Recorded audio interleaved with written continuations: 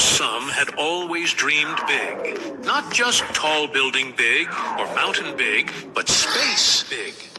He wasn't just the kind of kid who asked why the sky was blue. That's what normal kids ask. He wanted to know what would happen if someone jumped all the way from space down to Earth.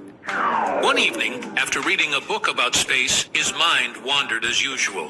What if he really did jump from space? Not from an airplane. Not from a tall tower, but from way, way up, above the clouds, past the airplanes, even higher than the weather balloons, from the edge of space itself. In his imagination, Sum was suddenly floating high above Earth, standing on a tiny platform just at the edge of the atmosphere. The planet looked like a giant marble below him. It was beautiful and a little bit scary. There was no air, no sound, just silence and stars. He looked down at the glowing curve of Earth and left. At first, nothing much happened. That was the weird part. There was no air up there to push against him, so he didn't feel like he was falling. He was just floating downward slowly, calmly. But the calm didn't last long. As he got closer to Earth, things began to change. Sum's body started picking up speed. The invisible pull of gravity, gentle at first, became stronger and stronger. Soon, he was zooming downward at hundreds of kilometers per hour. But it didn't stop there. He was in what grown-ups called free fall, and he was heading straight for Earth like a human comet.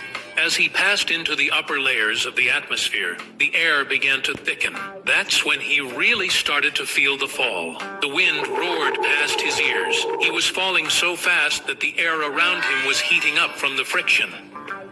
But Sum had thought ahead. His suit had a special shield, just like the ones used on spacecraft that come back to Earth. It protected him from burning up as he blasted through the sky. As he got lower, he remembered something important: terminal velocity. It's the fastest speed someone can fall through air, when gravity pulling down and air pushing up become balanced. Sum had now reached that speed, and it was still really, really fast. Luckily, in his imagination, he carried a massive parachute. He pulled the cord, and with a sudden tug, the parachute opened. The fall slowed down quickly, and instead of zooming, he was now gently drifting. Finally, he touched down safely, his feet landing on the ground with a soft thud. His journey from space was complete.